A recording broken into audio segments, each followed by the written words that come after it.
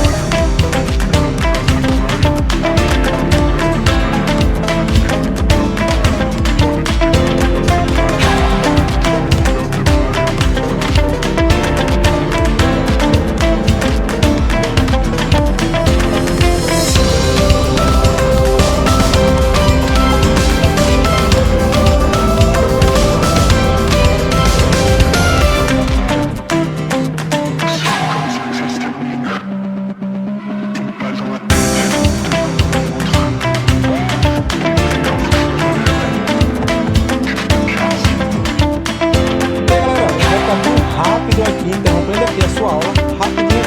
Galera, se você assistiu a aula do HD, dá sinal aqui do HD agora. Assistiu, gostou, comprou. Isso aqui é cartão, passar o cartão. Às vezes a galera fica assistindo a aula da gente, e fica, eu quero mais aula gratuita, quero mais aula gratuita. Meu irmão, você pode ter tudo que a gente está apresentando aqui para você. Você não precisa esperar a próxima aula gratuita. Se você adquirir nosso curso, você tem todo esse conteúdo aqui. A próxima aula gratuita vai ser uma revisão. Então não fique viciado só em assistir aula gratuita e fique só com um pouquinho que o HD tem proporcionar para você. Pegue logo todo, pegue logo o material completo. Isso aqui é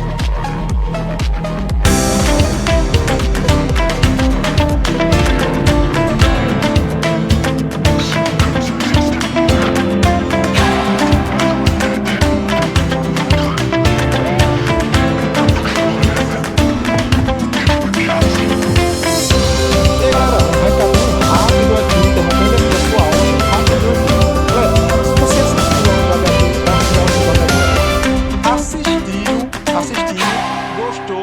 Comprou. Isso aqui é cartão, viu? Isso aqui é passar o cartão. Às vezes a galera fica assistindo as aulas da gente, gosta e fica, eu quero mais aula gratuita, quero mais aula gratuita. Meu irmão, você pode ter tudo que a gente está apresentando aqui para você. Você não precisa esperar a próxima aula gratuita.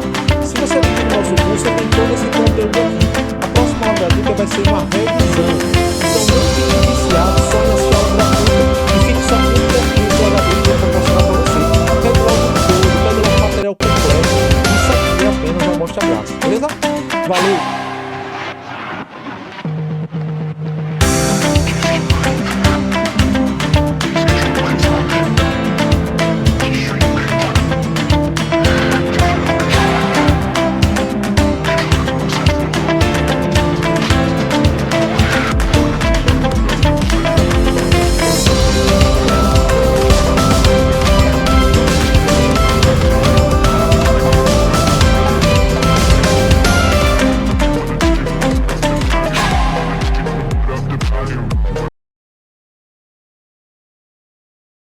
Fala, minha querida Kessiana, professor Ítalo Trigueiro na área, turma, vindo aqui para bater um papo com vocês a respeito de geografia, beleza? E em especial destacar para vocês um dos assuntos que mais são cobrados nas provas do Instituto Brasileiro de Geografia e Estatística. É isso mesmo.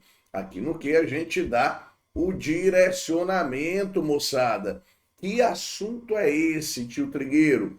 Que papo é esse que a gente vai trocar aqui?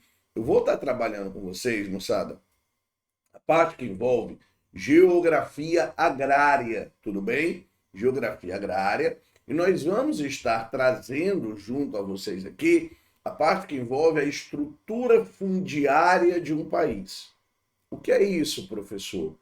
É a forma como as propriedades agrícolas, é a forma como as terras na zona rural encontram-se distribuídas, ou é uma espécie, né, de modo de perceber, né, essa distribuição das propriedades rurais, tudo bem? Então, a estrutura fundiária de um país é o modo como as terras rurais estão agrupadas. Se elas são minifúndios, se elas são latifúndios, se elas são pequenas propriedades, se elas são empresas rurais, tudo isso deve ser avaliado quando a gente está falando sobre a questão agrária, a estrutura fundiária de um dado país, em especial, lembrando, é claro, que isso só é cobrado a título de Brasil em prova, tá?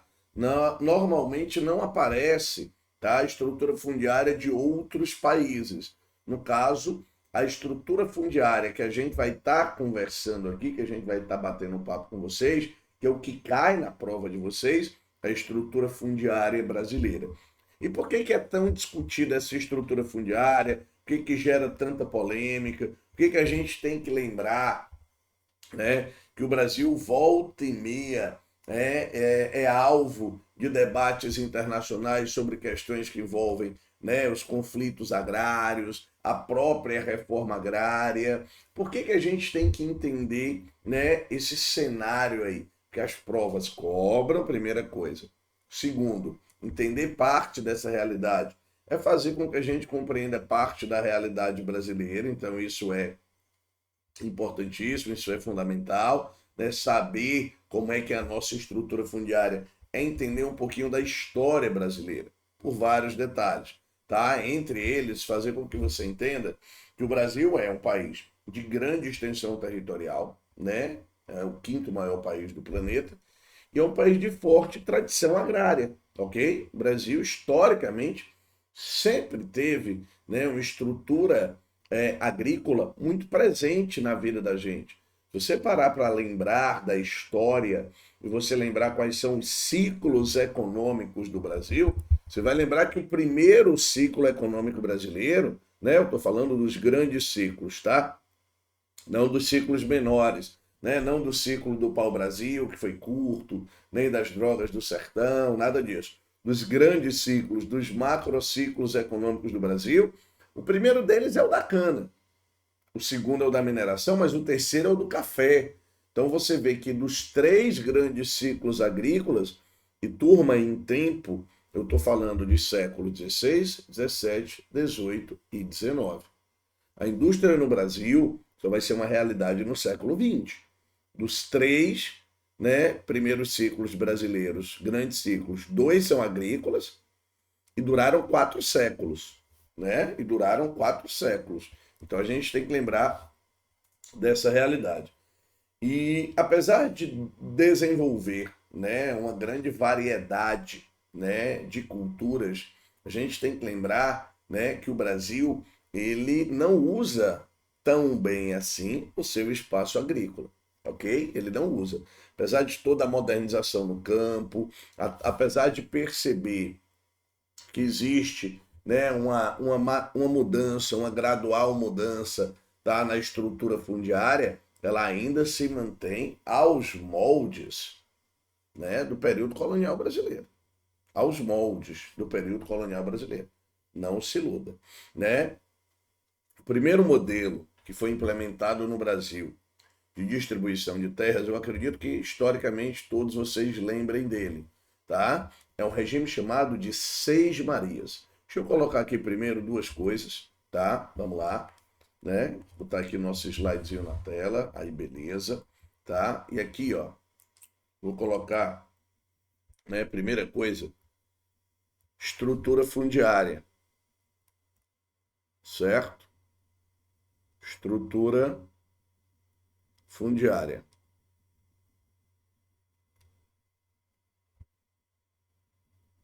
A estrutura fundiária de um país, como a gente colocou para vocês, é a forma como as terras estão agrupadas, certo? Forma como as terras rurais, destaque isso, tá? Forma como as terras rurais estão distribuídas.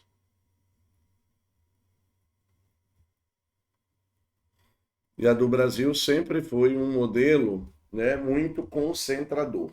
Tá? O primeiro modelo de distribuição de terras no Brasil, né, o primeiro modelo é um regime que todos vocês já ouviram falar, que é o regime de Seis Marias, certo? Regime de Seis Marias. Ele já era um modelo conhecido na Europa, tudo bem? Ele foi, né, implementado no Brasil por Dom João III em 1530. 1530, tá? E, na realidade, o regime de Seis Marias consiste em quê, Trigueiro? Né?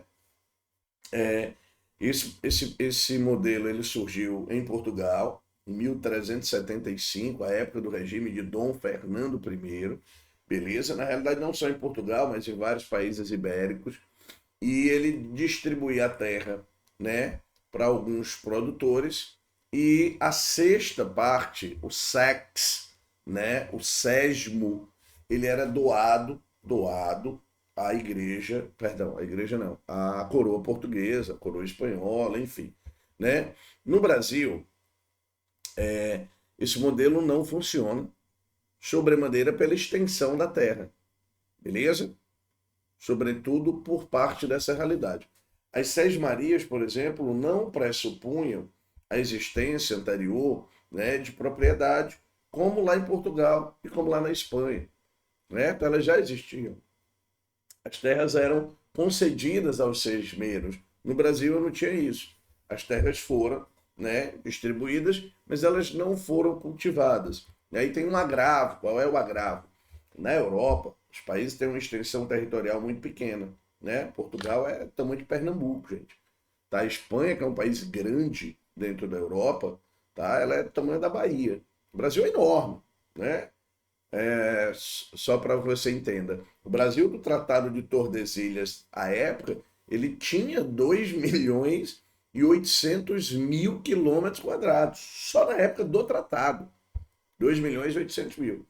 E essas terras elas foram negligenciadas. Uma coisa é você cultivar na Europa, territórios pequenos, que já se desenvolvem modelos agrícolas conhecidos, tá? Que a população precisava comer, ou seja, tinha mercado consumidor, e que eu não precisava atravessar o Oceano Atlântico de caravela na época. Então, era muito mais fácil você cultivar lá do que aqui, né? Portugal precisa sair para o mar muito cedo, né, para alimentar a população. Portugal é o país que tem as fronteiras mais antigas da Europa delimitadas, certo? E já era um país muito povoado, né, na antiguidade. Então, eu precisava alimentar essa população. Por isso que a base de alimentação de muitos países europeus, né, entre eles Portugal, é o oceano, é o mar. Né? Um bolinho de bacalhau, ai meu Deus, não tá bom não ir para lá. Tem o pessoal esculhambando, né, brasileiro aí, né? Porque nós não somos portugueses de raça, mas que é bom, né? É bom, é bom. E aí o que que acontece? Como o regime de Seis Marias não deu muito certo, tá? No Brasil não funcionou porque foi negligenciado. A saída encontrada né, foi criar um sistema muito mais atraente, certo? Não tinha sesmeiro no Brasil, né? Muito mais atraente, que transferisse a tarefa de cultivar, né? A tarefa de colonizar, se você preferir, para um indivíduo particular, para o fulano. Esse cara ficou conhecido como o dono da capitania, o capitão Mor. Nascia um pouco depois, 1534, o regime de quê, professor? De capitanias hereditárias. Eu disse que era um passeio na história do país. Então nasce aqui as capitanias hereditárias, que se tornou um pouco mais atraente, né, para a iniciativa privada. Mas mesmo se tornando atraente, a divisão do Brasil em 15 lotes e 12 donatários, tá, ela não fez surgir um grande, né, processo de ocupação e de colonização. E, na realidade, a distribuição das terras, né, no território brasileiro, em capitanias, ela só foi doada, né, porque o regime de Seis Marias não deu certo e porque tinham alguns investidores que tinham interesse em colonizar o país. Mas, de fato, se a gente parar para observar e lembrar um pouquinho da história, como você estudou, só duas grandes capitanias deram certo. Só duas. Foram as capitanias de Duarte Coelho, que você vai chamar de capitania de Pernambuco, né? Que é associada, de certa forma, ali à capitania de Itamaracá, né? Que foi doada a Pero Coelho. A Pero Coelho, não, desculpa. A Pero Lopes de Souza. Tá? Vingaram, essas deram certo. E a outra capitania que deu certo, qual foi, Trigueiro? A capitania de Santa Ana, né? Se você lembrar, é a capitania de São Paulo, certo? Que também foi doada a Pero Lopes de Souza.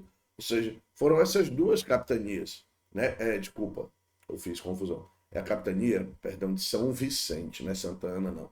E não foi doada a Pero Lopes, né? Foi doada a Martim Afonso de Souza, tá? Perdão. Então você tem essa distribuição. Poucas capitanias deram certo. Por quê, Trigueiro? Porra, imagina colonizar o país está do outro lado do mundo. É dificultoso, é difícil. Basicamente, de 1534 até 1850, não teve política agrária no Brasil. Em 1850, a gente vai ter uma política agrária que todos vocês também já devem ter ouvido falar. Vou fazer um salto na história para chegar à Lei de Terras, ok? Lei de Terras, 1850. A Lei de Terras é o momento da história que nós vamos realizar a institucionalização da propriedade privada no Brasil, na zona rural. É a institucionalização da propriedade privada na zona rural. Da propriedade privada na zona rural. Ok? E essa institucionalização da propriedade privada na zona rural brasileira, ela tem, né, um pé, vamos dizer assim, no atual cenário. Em 1850, quando a gente estabelece, né, a famosa Lei de Terras, tá? A gente lê a Lei 6.601, acho, tá? Ela vai determinar o que é terra pública, que a gente chama de devoluta, né? Ou o que é propriedade privada. Quem podia comprar, né, terra no Brasil? Quem já tinha terra, né? Quem já tinha terra. Então eu ainda estava vivendo num país escravocrata, eu ainda estava vivendo num país onde a concentração fundiária era muito grande, tá? E, pô, quem comprou terra é quem já tinha terra, tá? Então, até aí, eu estou vivendo período colonial e período imperial brasileiro. A próxima política agrária brasileira só vai acontecer no período republicano. Só vai acontecer no período republicano. Quando, professor? Em 1964, no início do regime civil militar brasileiro, que é o famoso Estatuto da Terra. Estatuto da Terra de 1964. O Estatuto da Terra, ele prometia, né, dividir, né, distribuir melhor a terra dentro do território brasileiro, a Lei 4.504, né, de 1964. Então, o intuito era distribuir melhor a terra. Só que a sua criação, ela está intimamente ligada a uma insatisfação, né, da população rural no Brasil, certo? E um medo, de certa forma, de parte da elite, né, de parte do governo, né, de parte das populações mais conservadoras, vamos colocar assim, da explosão de uma revolta camponesa, de uma revolução camponesa. Afinal, eu estou falando de 1964, estou falando de Guerra Fria, estou falando daquele momento histórico onde havia ali, né, um ar de disputa muito grande entre os capitalistas e os socialistas. Então, quando você fala, né, de socialismo, tá, você gera ali aquele temor. A gente tinha vivido uma revolução chamada Revolução Cubana em 59, né, que dava ares, num primeiro momento, de um certo sucesso, de uma coletivização da terra, aquela historinha toda que contaram para vocês, e a implantação de reforma agrária em vários países da América Latina, no México, na Bolívia, enfim. E aí você, opa, o dono da terra, ele, opa, pera ainda, né? Ele já fica de olho. Então você para, tá? Vamos fazer o seguinte, vamos dar um doce para essa moçada. Vamos a isso, vamos dar um doce. Vamos dizer que vamos fazer a reforma agrária. Aí a gente começa, faz uma reforminha aqui, outra acolá, piriri, parará, e a gente vai cozinhando o galo. Acho que você já deve ter ouvido falar nessa expressão, né? Cozinhar um galo. Naquele momento no Brasil, estavam aparecendo, né, as tais ligas camponesas, que eram movimentos ali, né, revolucionários, que eram movimentos que estavam ligados ali à Igreja Católica, né, ao PCB, o Partido Comunista do Brasil, comunista, ixi, Maria, né? Essa coisa do capeta, professor, então, né? E aí o que que acontece? O regime militar, ele vai e aniquila, né, os movimentos sociais. A criação do Estatuto da Terra, ela é uma promessa de uma reforma agrária, que a gente pode dizer que foi usado pelo governo como uma tentativa de apaziguar, né, os conflitos sociais no campo brasileiro. E as metas estabelecidas pelo Estatuto da Terra eram basicamente duas: a execução da reforma agrária e o desenvolvimento da agricultura. Eu tenho certeza que você entende que a agricultura no Brasil se desenvolveu. Fato. A primeira meta ficou só no papel, ok? Porque a reforma agrária, de fato, não existe. Beleza? Uma das coisas importantíssimas, né, do Estatuto da Terra é o estabelecimento de um conceito chamado de módulo rural. Módulo rural é o modelo ou padrão que deve corresponder à propriedade o quê? Familiar. Isso é importante, beleza? Isso é importante. Mais à frente, o INCRA, que é o Instituto Nacional de Colonização e Reforma Agrária, ele criou, né, um outro conceito, que é o conceito de módulo fiscal, que é uma unidade de medida, é um espaço, certo? Delimitado, né, expresso em hectares, tá? E é fixado para cada região. É claro que, por exemplo, tem regiões onde a dificuldade de cultivar é maior do que outras, pelo quadro natural, né, pelas questões climáticas, apesar da gente já ter esperado muito disso.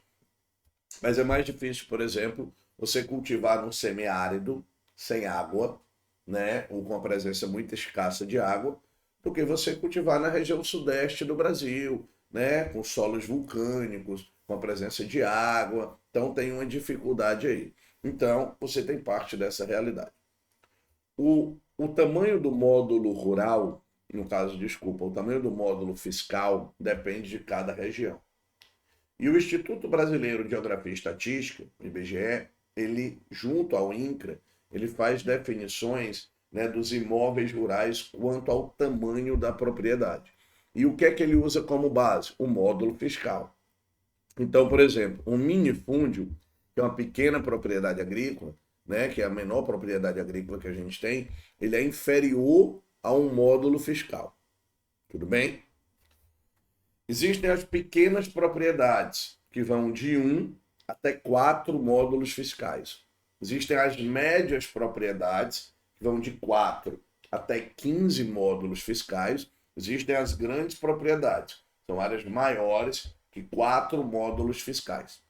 Existem as chamadas empresas rurais, que é um imóvel rural, que é uma propriedade rural, que ela é explorada de maneira racional, tá? Por essa empresa, com um mínimo de 50% de área cultivada, de área utilizada, ok?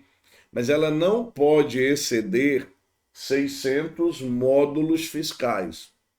Não pode, ok? Por quê? Porque senão isso passa, né, para uma outra condição, que é o latifúndio. Latifúndio, por dimensão no Brasil, é um imóvel rural com área superior a 600 vezes o módulo daquela região. Eu tenho latifúndio por dimensão, que é isso, e eu tenho latifúndio por exploração. O que é o latifúndio por exploração? É um imóvel que, não excedendo, né, os limites da empresa rural, ou seja, dos 600 módulos, tá? Ele é mantido inexplorado em relação ao que o solo pode produzir. É aí que incide o grande problema no Brasil. Esse é o tal do latifúndio improdutivo. E ainda, turma, é uma realidade muito forte no Brasil. Tem espaços onde o campo ele é muito bem ocupado, ok? Eu digo muito isso. O sul do Brasil é um espaço onde o campo ele é muito ocupado, ele é muito utilizado. Talvez por uma tradição europeia, né, da agricultura familiar ser muito forte, ter um latifúndio ali muito presente.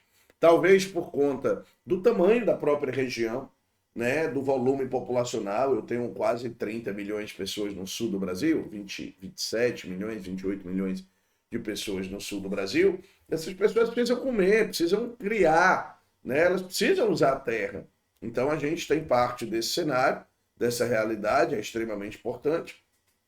E tem outros lugares que o campo é muito mal aproveitado, né? O próprio Nordeste, o Centro-Oeste, né? Tem uma produtividade agrícola muito grande ligada ao latifúndio, ligada ao agronegócio. Porém, a gente sabe que eu tenho latifúndios improdutivos, né? Ainda no Centro-Oeste brasileiro. Isso é um prejuízo. Mudou, professor? Mudou bastante. Tá? Mudou bastante. Por quê? O Centro-Oeste era muito menos produtivo, né?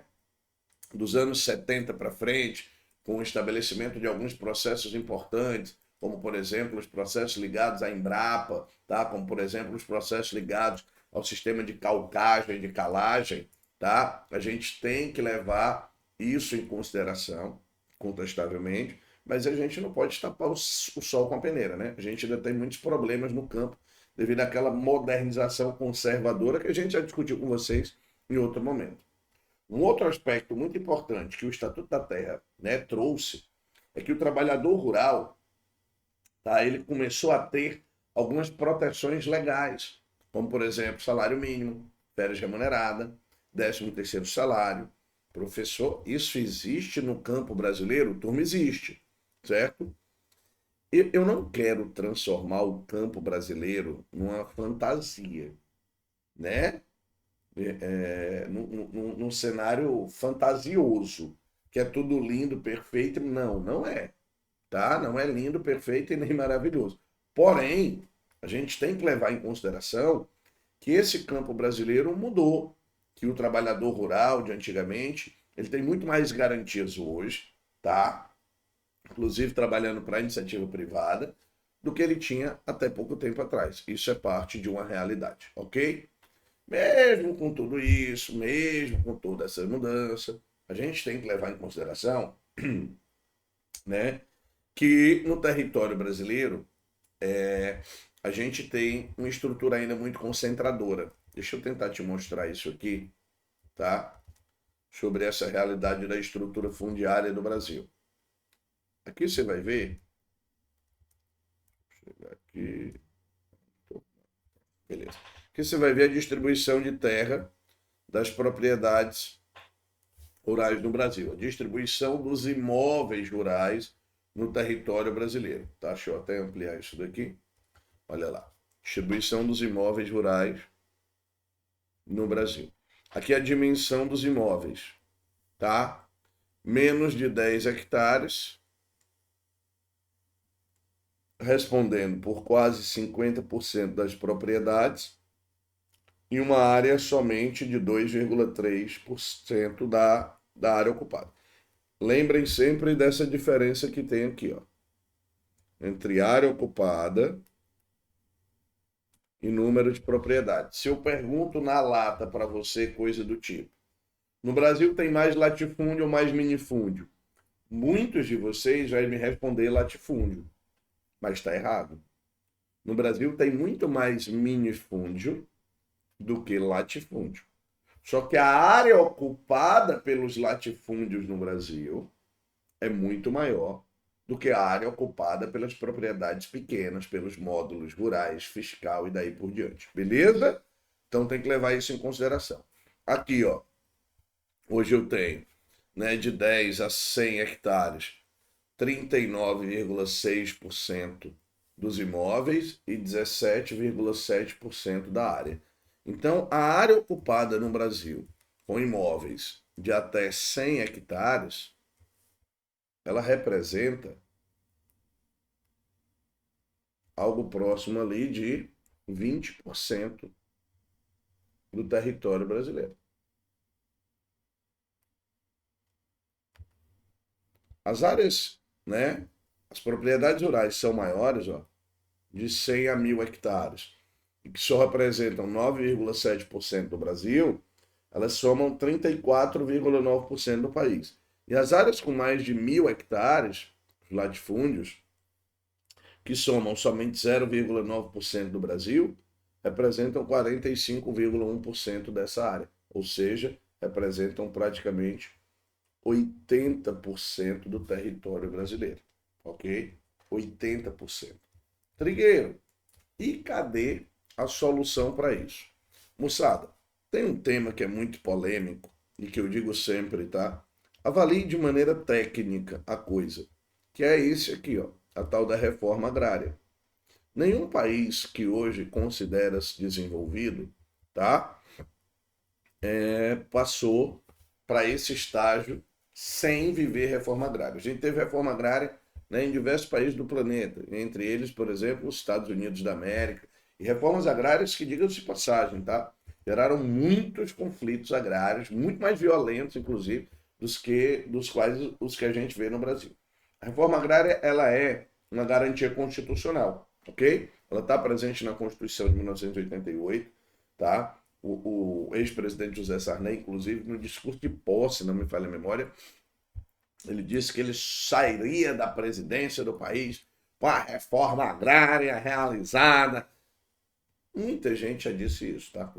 Mas a realização da reforma agrária é feita de uma maneira muito atropelada, muito atravessada no Brasil, né? Com muitos interesses escusos, e a gente tem que ter muito cuidado. Ela é uma garantia constitucional, ela está presente nas constituições de 88, desculpa, no artigo 184, no artigo 185, né? Compete à União desapropriar por interesses sociais para fins de reforma agrária o imóvel rural que não esteja cumprindo a sua função social mediante... Ou seja, a reforma agrária é um processo no qual o Estado, né, ele desapropria terras que não são aproveitadas, ok?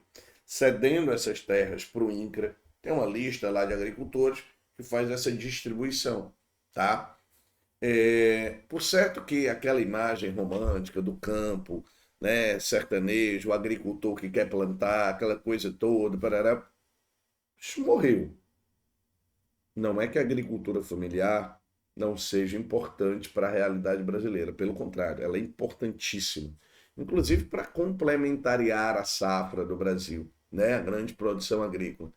Mas o que a gente tem que entender que a própria agricultura familiar se modernizou com o passar do tempo, né? E aquela imagem romântica da enxadinha e tal, você tem que deixar de lado, né? A reforma agrária, ela não pode viver dessa imagem. A reforma agrária, ela não é só a distribuição de terra.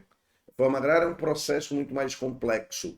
A reforma agrária, ela passa por assistência técnica. A reforma agrária, ela passa por financiamento de equipamento. A reforma agrária, ela passa, por exemplo, por educação. Tá? A reforma agrária, ela passa por uma infraestrutura de logística, de transporte. A reforma agrária passa por algo que é muito maior. Tem gente no Brasil que acredita que a reforma agrária é um modelo Robin Hoodista, né? Você vai tomar do rico e dar para o pobre, tá? Gente, não existe esse papinho, tá? Isso é papo. Então, pelo amor de Deus, cuidado, né? O Brasil é um dos países que mais tem ainda conflitos na zona rural.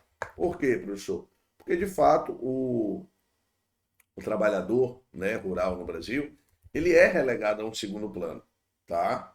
O pequeno agricultor no Brasil, ele é condicionado a uma segunda perspectiva, tá? 41% do Brasil é ocupado por terras que são agricultáveis, é quase a metade do país. Mas a gente não usa isso, beleza? O pequeno agricultor, ele não recebe o auxílio que o grande produtor recebe no Brasil, tá? Aí, ó, você vai querer justificar fazendo comparativo entre o que o grande agronegócio produz e o pequeno agricultor, é óbvio que a gente entende que tem uma diferença. Mas sem esse pequeno agricultor, por exemplo, a gente não come no Brasil, certo? Então a gente tem que levar em consideração o quê? As duas atividades, o agronegócio e a agricultura familiar, são importantes para a realidade brasileira. O que nós precisamos é olhar, né, de uma maneira mais igualitária para as duas atividades, para que a gente não viva, né, situações conflituosas, mortes no campo, tá? Como a gente viu em vários episódios ao longo da nossa história. A última prova do IBGE, ela trouxe para a gente uma questãozinha sobre reforma agrária. Deixa eu te mostrar essa questão. A questão está aqui, eu vou colocar ela toda na tela para dar uma ampliada, fica melhor de ler, certo? Diz o seguinte, olha lá, a idade chegou, né, gente? Não consegue mais ler como lia antigamente. Meu Deus do céu, velhice. Olha lá, conforme o Censo Agropecuário de 2017, considerando 100% das propriedades rurais e 100% da área agropecuária do Brasil, 81% são propriedades de até 50 hectares, pequenas fazendas, e que ocupavam cerca de 12,8% da área agropecuária total do Brasil. No outro extremo, apenas 0,3% do número total de propriedades agropecuárias tinham mais de 2.500 hectares, grandes fazendas, porém chegavam a ocupar 32,8% da área total dos estabelecimentos agropecuários do Brasil. O texto é do Instituto Brasileiro de Geografia e Estatística, prova do IBGE. Esses dados revelam um antigo problema, né, do espaço rural brasileiro. Sobre isso, assinale a alternativa correta. Qual é o problema? Muita gente poderia ter marcado reforma agrária como um problema, mas a reforma agrária não seria o problema, ela seria a solução. O problema é a concentração fundiária, é a concentração de terras, é o item C, de certeza, na aprovação de vocês. Beleza, meninada? Tranquilidade, show de bola. Moçada, as questões que envolvem a reforma agrária, elas fazem esse passeio na história que a gente fez, tá? Lembrem-se disso. E esse passeio na história que nós fizemos, e que é extremamente relevante, ele nos aponta, né, para uma estrutura fundiária ainda muito arcaica, muito mal elaborada no Brasil. Nós precisamos distribuir melhor a terra no Brasil para que haja um maior desenvolvimento no campo, certo? Em hipótese alguma, a gente vive do extremismo, né, de que o agronegócio tem que acabar. Não, pelo contrário, o agronegócio é extremamente importante para a realidade brasileira. Acho que a gente podia optar por fazer outras escolhas, que eu acredito que seja mais eficiente e que caminhem junto com o agronegócio, tá? Mas sem uma reforma agrária e sem uma agricultura familiar forte, o país não se torna desenvolvido. Não se iluda. Beleza pura? Tranquilidade, maravilha, galera. Só agradecer a participação de todo mundo. Muito grato e até o nosso próximo encontro. Pra cima que esse ano, valeu, galera. Tchau, tchau. Forte abraço.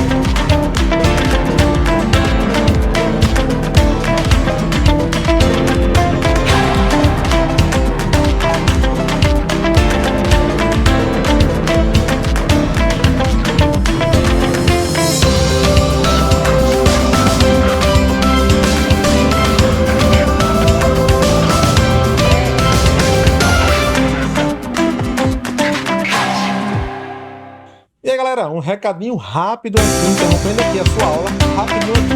Galera, se você assistiu a aula do HD, tá assistindo a aula do HD agora, assistiu,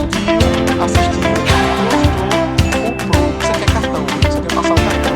Às vezes a galera fica assistindo as aulas da gente, gosta, e fica, eu quero mais aula gratuita, quero mais aula gratuita. Meu irmão, você pode ter tudo que a gente está apresentando aqui para vocês. Você não precisa esperar a próxima aula gratuita. Se você aqui no nosso curso, você tem todo esse conteúdo aqui. A próxima aula gratuita vai ser uma revisão. Então não fique viciado só em assistir aula gratuita.